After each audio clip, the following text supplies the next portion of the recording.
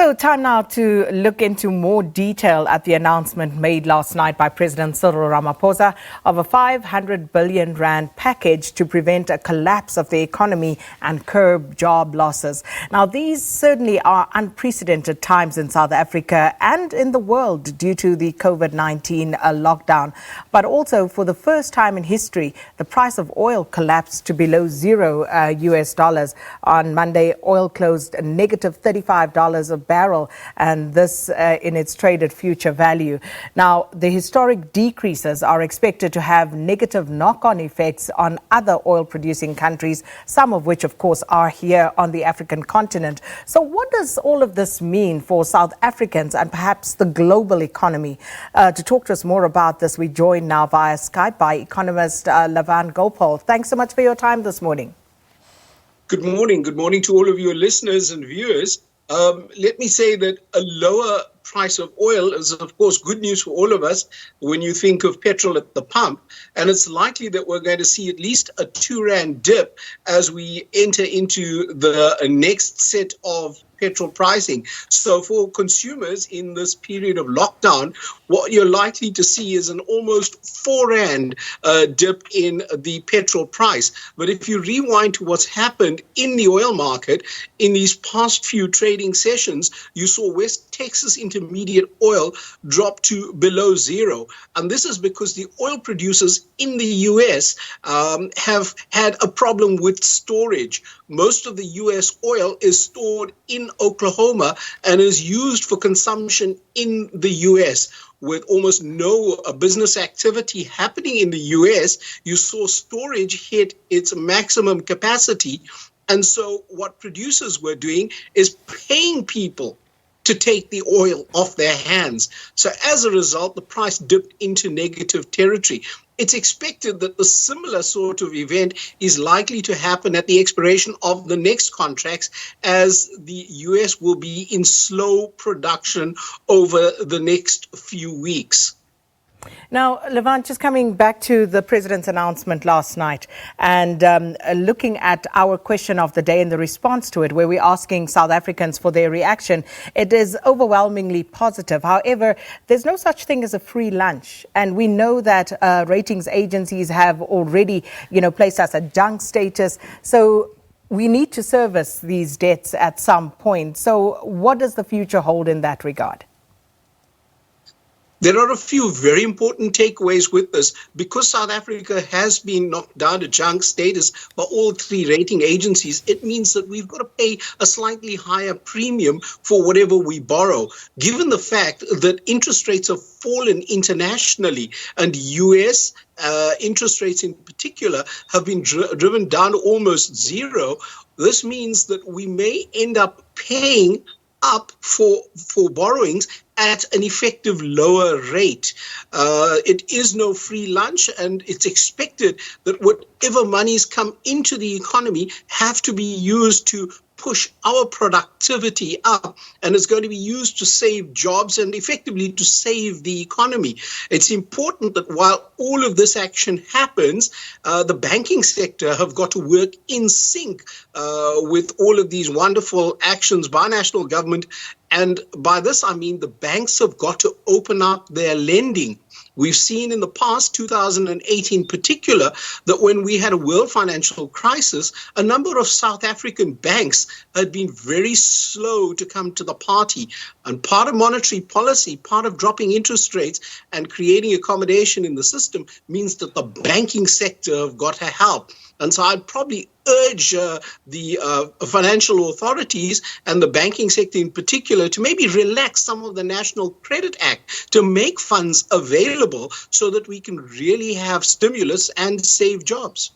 And speaking of, real stimulus, some people are asking the question whether what was announced by the president is actually a stimulus package. Is it just a disaster relief fund? What exactly is it? How would you classify it? Unfortunately, this is more of a disaster relief fund.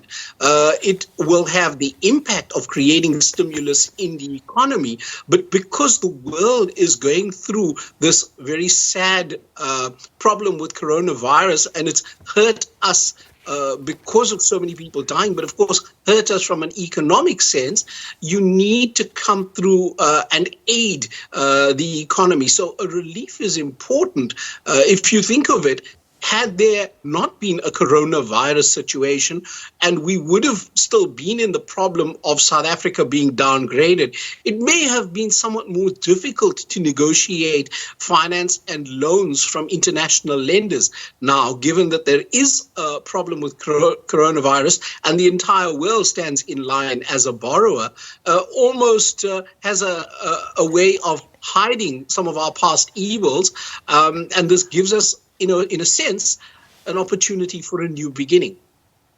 Now, Lavan, looking at small businesses and the 20 billion rand loan scheme to help small businesses, how is this working currently in terms of what was already made available and moving forward?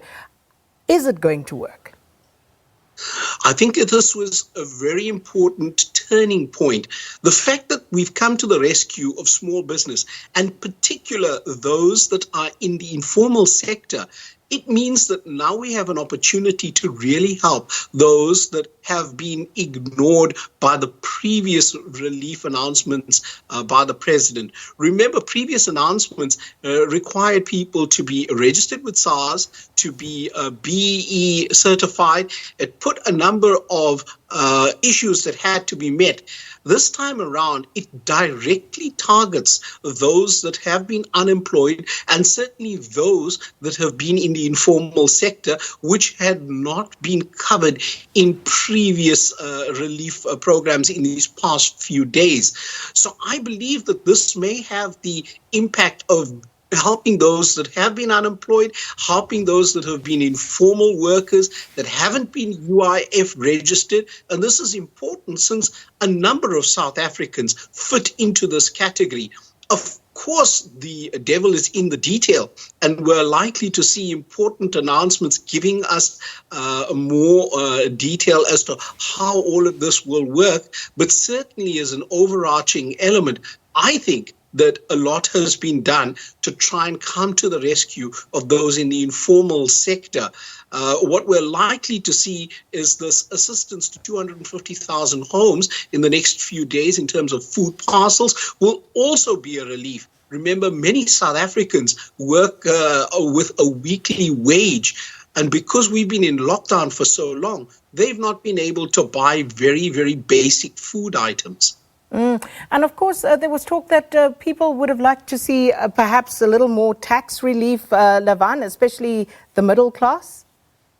So, of course, tax is an important element. Remember, all of this is still under the auspices of the national budget. And as national government, they need to be spending money in the economy, spending money for roads, hospitals, education, etc. And some of the funding comes through from VAT and income tax, that is revenue funding. So at the moment, South Africans have a fair amount of relief in terms of tax over the last few budget speeches. Any further relief, of course, will be welcome. Right now, I think the focus should be on us stimulating the economy. The focus has to be on us creating more production and saving jobs. And I think any tax savings would be welcome.